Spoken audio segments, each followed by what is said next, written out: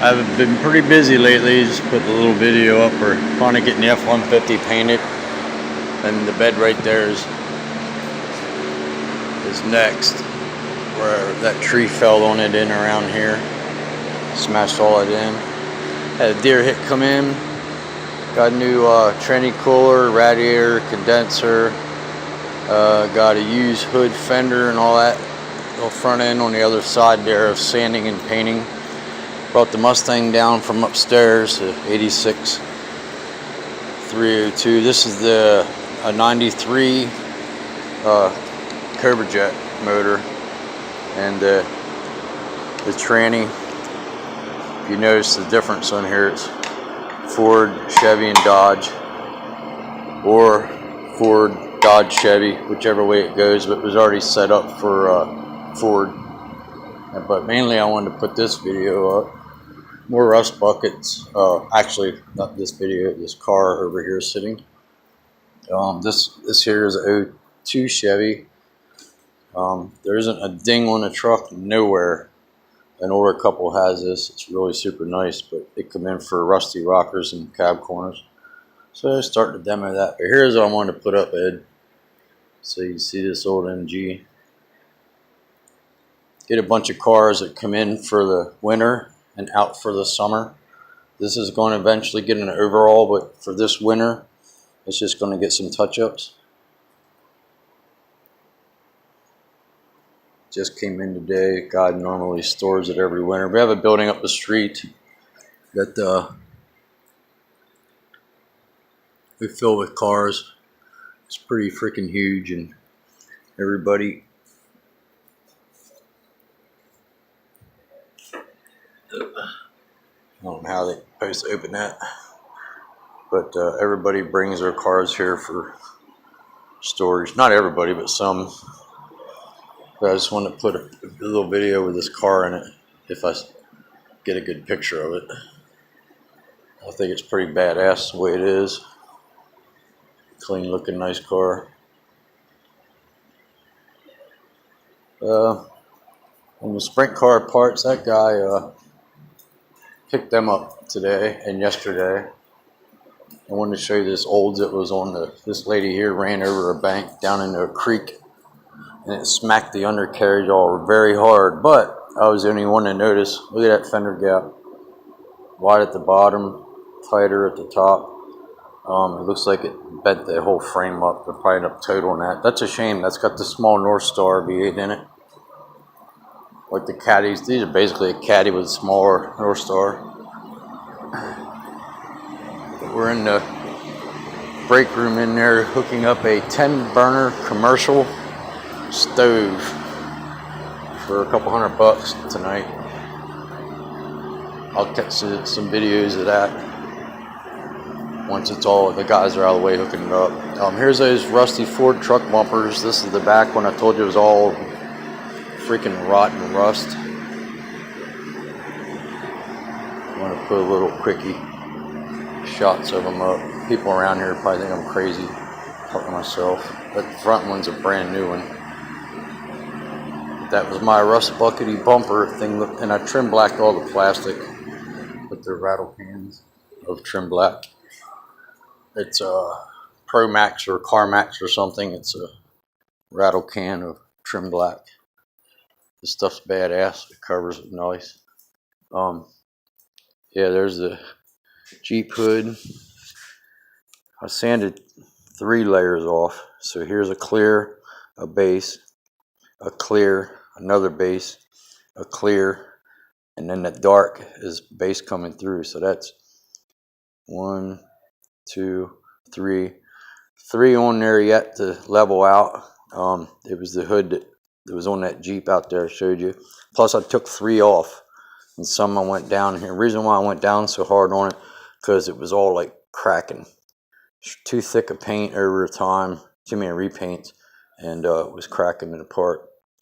And then plus all these other little spots that you see are hail dents. So what I did was I took advantage of all that paint that was on there, and used that as a guide coat to knock out them hail dents.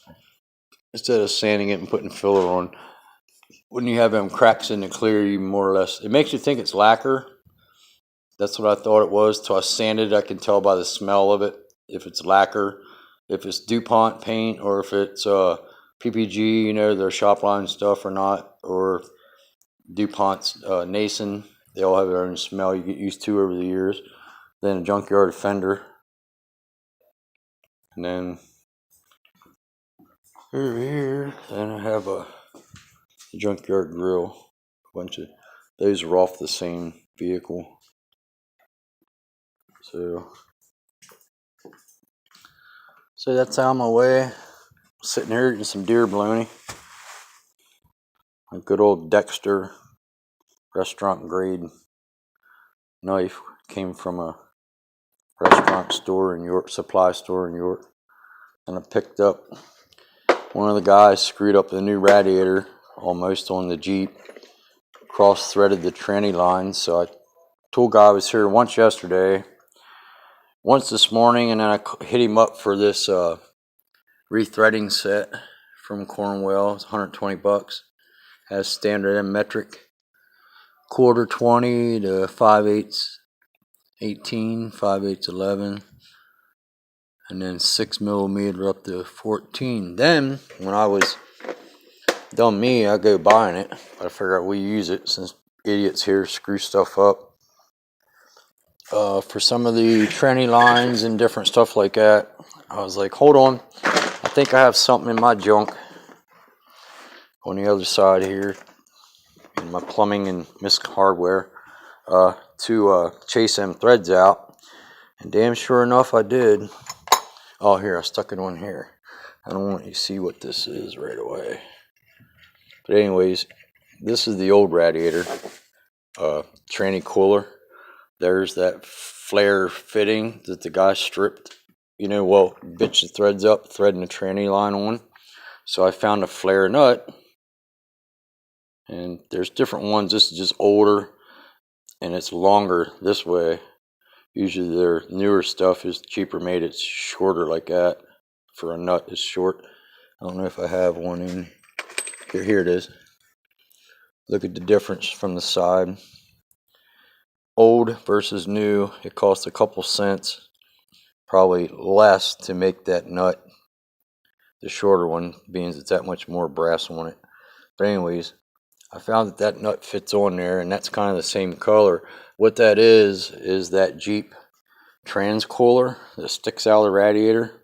That's what that is. What I want it for, and I'm going to leave it black and dirty. All I did was wipe it off with wax and grease remover or some lacquer thinner or something. What I want it for is when I build one of these old Honda Shadows, and there's a radiator on it and all that stuff, but there's not an oil cooler on. But the best part about this oil cooler from a 98 Jeep XJ with 6-cylinder is that it's hollow. Turn around here to the light. It's hollow, and I think that bitch will look badass mounted somewhere that you can see some copper tubing, plumbing, and flare fitting. And then I'll probably just take and sweat on another flare fitting instead of having a hose clamp, because this is the side going in with the nut on, and that's just a fur hose clamp. If you can see that, it has that little rib on it. Clamp your hose on there. But this one I think had a pressure line on, I'm not sure. High pressure one. Kind of weird. But the cooler itself, it comes up from the tranny to this, back over to the cooler and back to the tranny, or vice versa, and they had rubber hose and clamps on it. But anyways, it pays to keep miscellaneous stuff. So that other radiator, the new one, see if I can show you that. I took this that flare nut and just chased it over them threads, and then the that new thread chaser kit, little thread file to it, little liquid Teflon, and she was good to go.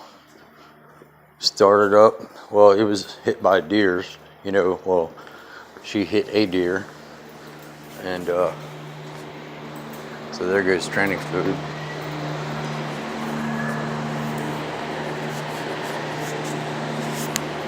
There's the front end. It was all busted off right there. See if I can get a view.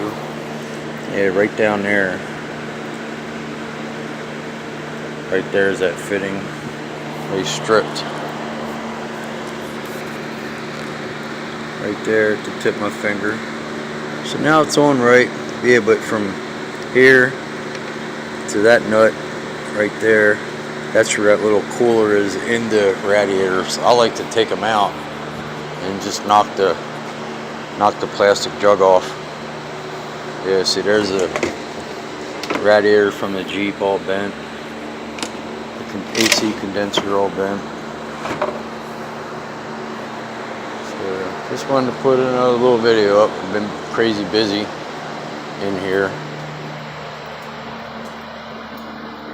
and just haven't had the time. Yeah, there's the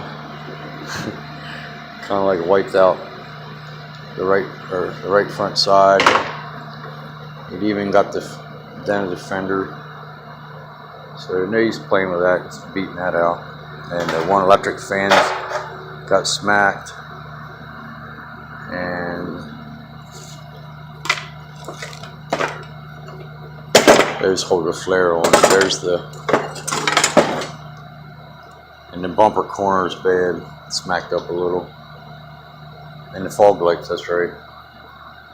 Yeah, here's the good one from the left side.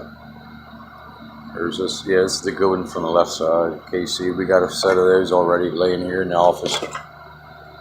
Side marker light, all that came on the new front end, that grill piece. So the whole front end was like $100. See, those are my lights for it. Had a new headlight for it, plus the old one. And those are to the Ford truck that go together then. These are off the Mustang. This is all Mustang we tore down the other day. That we're going to buy a rotisserie, or I'm going to make one to put that Mustang up on. We're going to do the whole thing and put it on wheels so we can push it around in here.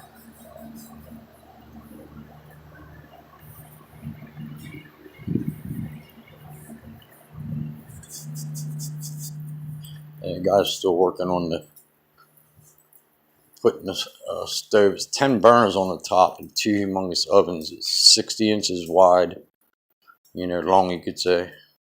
But we have that feed the veterans and the homeless coming up here Christmas Day. Gonna have a bunch of turkeys cooking and food, a bunch of volunteers, and I'll have to get you include a picture of the flyer advertising it, and it's all over the radio, the local radio station here in Red Line. It's in First Avenue Collision in Red Line, Pennsylvania, and the body shop. A lady come in to get rust repair prices, and we're like, "What's all that stuff in your car?" It's like totally packed full. She said what she did with it. And she's always on the helping vets every day, all year long, doing this, doing that, whatever else she does, I don't know. And then she said last year she did a Christmas thing at some fire company in West York, Pennsylvania, in West York Borough. And they didn't let her do it this year because of like greasing the traps or whatever. I think it was just a bunch of crap. So, all right, brother. Somebody yelling for me. Peace out.